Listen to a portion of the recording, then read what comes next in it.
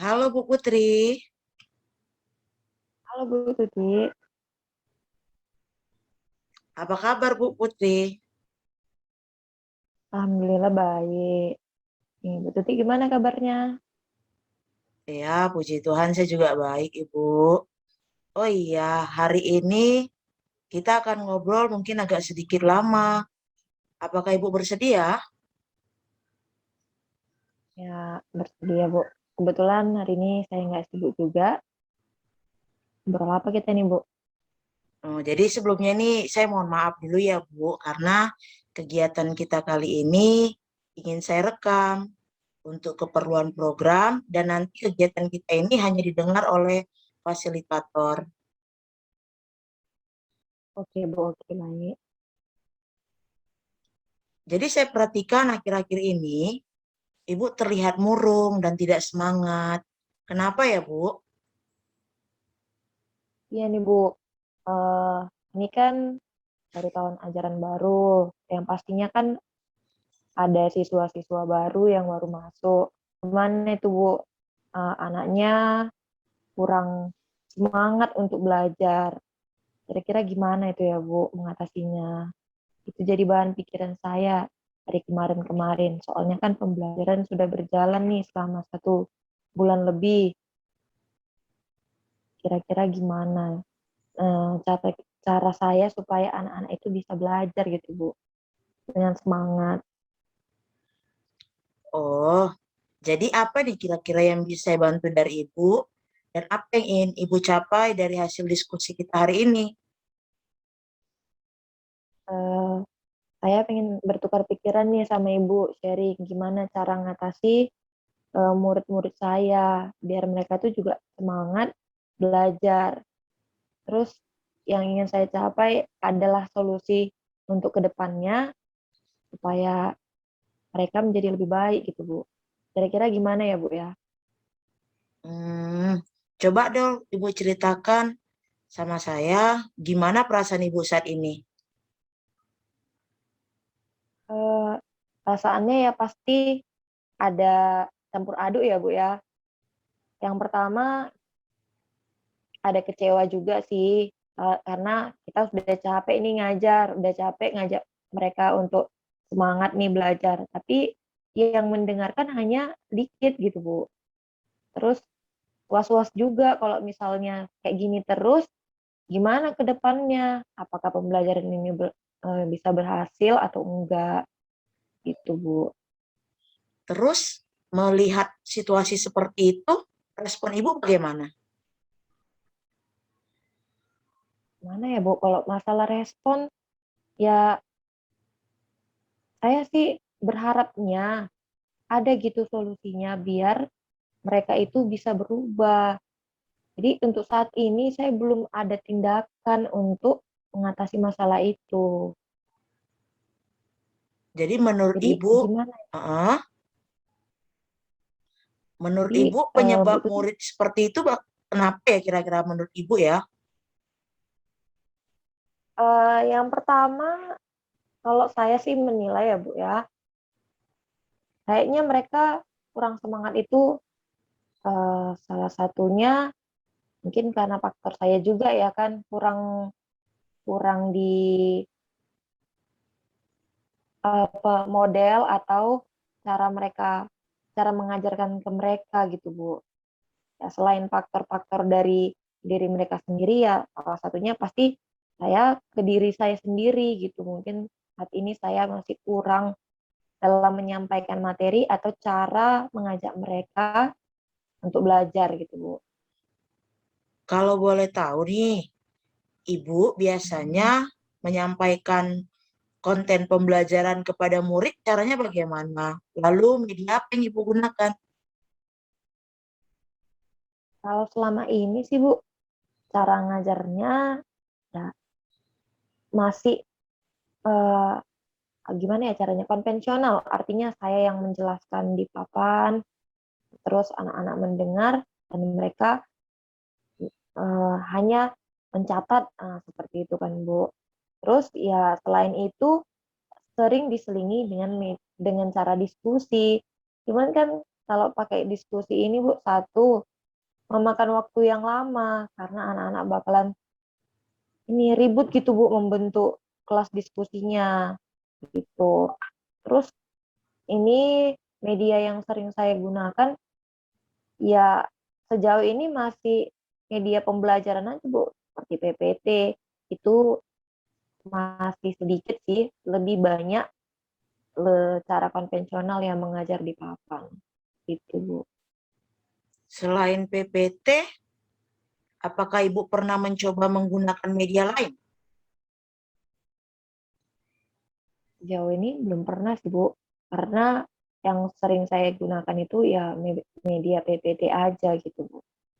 Oh, begitu. Jadi pada saat Ibu menggunakan media PowerPoint, bagaimana respon murid-murid Ibu terhadap Ibu? Ya respon mereka antusias sih Bu. Namanya juga kan dia kalau PPT itu visual gitu kan Bu. Mungkin anak-anak juga lebih tertarik. Hanya kita kan nggak bisa selamanya pakai pakai PPT gitu Bu.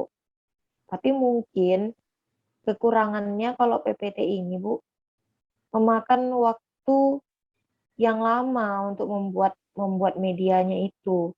Sementara kita kan pengen anak-anak itu biar cepet paham gitu. Jadi saya jarang sih pakai PPT gara-gara itu membuat media itu Bu yang lama. Nah, itu tadi maksud saya, Bu, dengan menggunakan PowerPoint seperti yang Ibu bilang tadi, murid sedikit lebih tertarik, ya kan, Bu? Nah, bagaimana kalau misalnya Ibu menggunakan pembelajaran diferensiasi? Jadi nanti itu ada diferensiasi dalam bentuk konten, proses, produk. Jadi nanti Ibu menyesuaikannya itu sesuai dengan kebutuhan belajar murid. Itu kira-kira metodenya gimana ya Bu? Ya, menarik juga itu gitu. Nah, jadi gini saya jelaskan sedikit ya, Bu. Jadi pembelajaran berdiferensiasi itu adalah pembelajaran yang berpihak kepada murid. Jadi setiap murid itu memiliki kebutuhan belajarnya masing-masing berdasarkan kesiapan belajar, profil belajar murid, dan minatnya. Jadi ini saya kasih contoh, pemetaan kebutuhan belajar murid berdasarkan minat, kita akan membaginya menjadi tiga, yaitu visual, auditori, dan kinestetik. Nah, selanjutnya berdasarkan minat ini, Bu, nanti kita bisa mengelompokkan murid berdasarkan keinginan belajarnya. Jadi untuk murid yang memiliki minat visual, bolehlah Ibu menyampaikan pembelajarannya dengan menggunakan teks atau gambar yang berwarna. Baru kemudian kalau murid yang minatnya auditori, Ibu bisa menyampaikan konten pembelajaran berupa tayangan video, rekaman suara, atau belajar sambil diiringi musik. Nah, sedangkan untuk murid yang minatnya kinestetik, Ibu bisa melakukan pembelajaran praktik langsung, seperti performa, praktik di dalam kelas maupun di luar kelas. Jadi dengan begitu pembelajaran berdiferensiasi terlaksana, begitu Bu. Ini menarik juga itu ya Bu dipakai di kelas gitu ya kan. Tapi proses penyiapan metode belajarnya itu lama nggak itu ya Bu?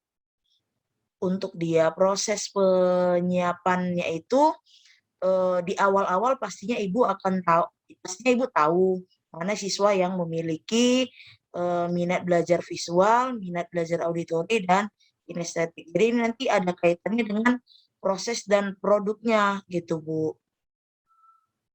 Oh gitu ya Bu. Oke oke Bu. Saya paham Bu.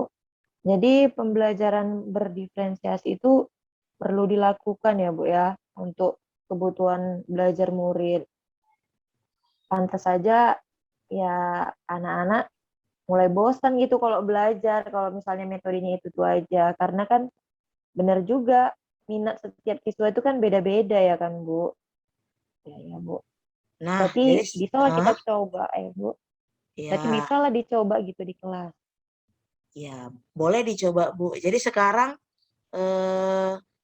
bisa dong menyimpulkan masalah yang sebenarnya terjadi di kelas. Bisa, Bu. Ya, kesimpulannya, murid-murid saya itu bosan dengan belajar yang saya sampaikan, sehingga mereka itu jadi kurang tertarik untuk belajar dan nggak fokus gitu kan, Bu. Wah, dan kesimpulannya juga metode yang saya pakai itu membuat mereka jadi kurang tertarik lah dan kurang bersemangat untuk belajar. Nah, terima kasih ya Bu.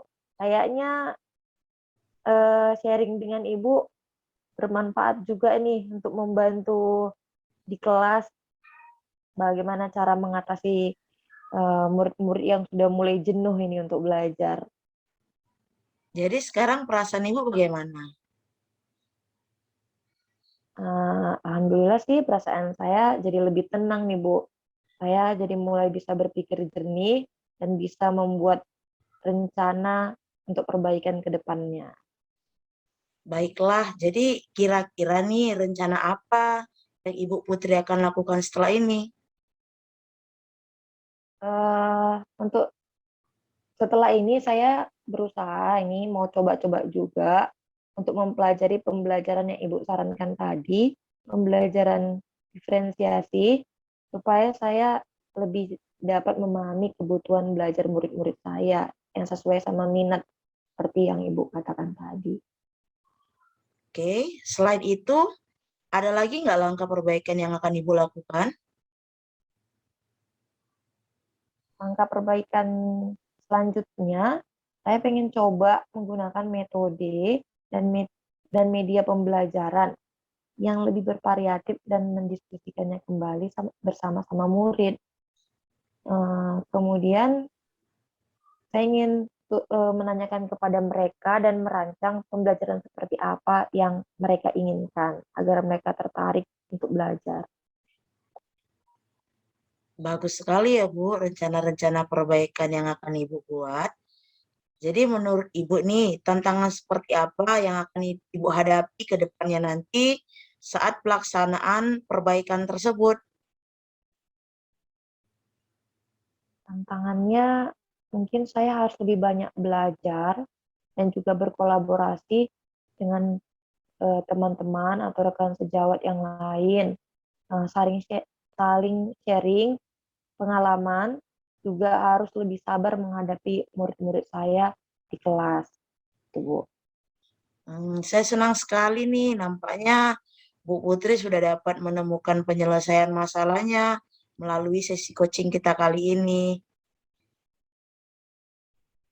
Sama-sama, Bu. Saya juga senang nih, masalah saya yang tadinya saya nggak tahu nih gimana solusinya untuk ke depannya supaya murid-murid lebih tertarik belajar, akhirnya bisa terpecahkan juga nih, gara-gara sharing dengan Bu Tuti. Terima kasih ya Bu, sudah menjadi coach saya dalam menyelesaikan masalah yang saya hadapi ini, Bu. Sama-sama Ibu, sebagai bentuk tanggung jawab atas komitmen tersebut untuk melakukan aksi perbaikan, kira-kira nih siapa yang bisa Ibu ajak sebagai pendamping serta pemberi umpan balik? Untuk itu, saya meminta Ibu tentunya sebagai coach saya untuk mendampingi saya dan memberikan umpan balik dalam rangka mengukur sejauh mana perbaikan yang bisa saya lakukan. Selain itu, saya juga akan mengecek kondisi belajar yang ada di kelas. Eh, Seperti apa sih pembelajaran yang anak-anak saya inginkan gitu, Bu. Nah, ide bagus itu Bu. Semoga kita bisa melakukan perubahan pembelajaran ya Bu. Ya, Bu. Terima kasih ya, Bu, sudah membantu saya, sudah memberikan masukan-masukan untuk menghadapi masalah ini. Makasih juga atas saran-sarannya, Bu. Ya, sama-sama Ibu. Terima kasih. Ibu.